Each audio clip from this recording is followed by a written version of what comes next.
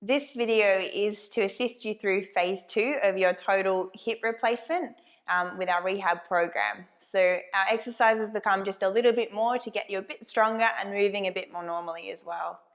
The first 2 exercises we'll still do, I'll demonstrate on the floor, but it'll be best if you're up on a bed, still something that's easy to get up off. So heading down onto the floor.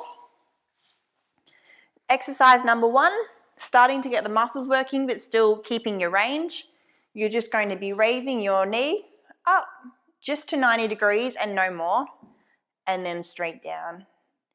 And you'll just repeat that 10 to 15 times and try to control it nice and smoothly. Very good. So the next exercise we'll be doing is to strengthen up more of your core and your glutes, all which support your hip.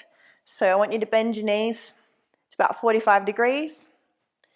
And then what you're going to do is have your arms by your side. You're going to think about your bottom muscles that you were squeezing in phase 1. You're going to squeeze them, turn them on, and you're going to lift your bottom off the bed so that you're flat, and then you're going to lower down. You want to avoid your hips shaking. You want to avoid this. You want to keep it as steady as you can, get it up, keep your muscles turned on, and lower down.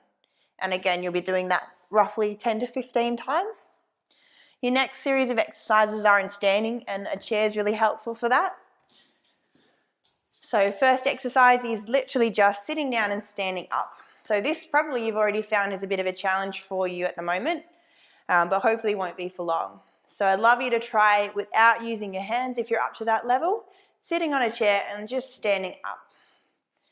And this exercise of doing that 10 to 15 times actually is a little bit challenging, gets your heart rate up, and it works your bottom muscles and your leg muscles. The next exercise is similar to the sit to stand, but it's more of a squat.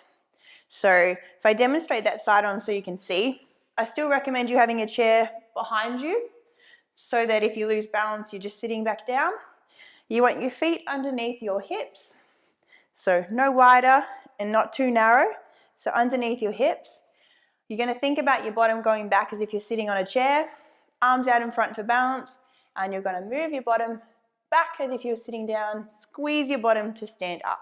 So if we do that side on, chair behind you, feet under your hips, hands in front, bottom back as if you're sitting down, squeeze, and stand up.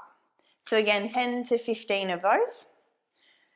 So find a chair which is a good height. This is probably a little bit low, but it'll do the job.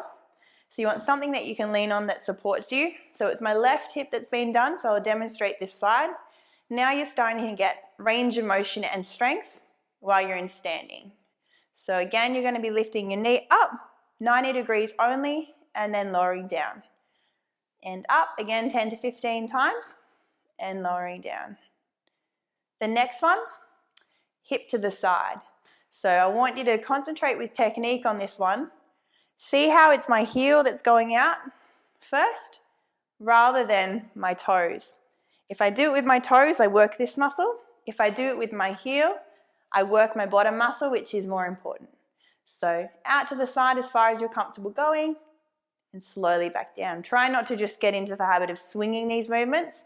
The slower you go, the more control you're getting with your hip and the better outcome you'll have in the end.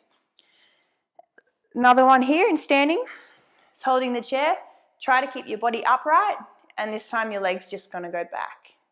So really easy with this one to actually let your body just lean forward, but you'll find you're not getting much movement through your hip, and you do want to recover a normal hip extension, they call it, range when you move backwards. So 10 movements here, slowly and slowly in. And the final thing you can start to work on is your balance. So you might need to be given a specific exercise for your balance, but if you're up to it, one of the hardest ones you can do is just literally standing on that one leg. So have yourself supported. The best place for this is maybe where the chair was or at the sink where you can get a good hold. So make sure you feel safe, standing on one leg, and then letting go and seeing how long you can balance for. Try not to let your hips sort of sink down as you do it. You're not getting the strength through here when you do that. Try to stand up tall, have everything going straight, and see how long you can balance for. You might fall and need to just have a few attempts. It's a really good starting place. And even if your hand's just popping down, also still very helpful, and just extend how long your hand's up in the air.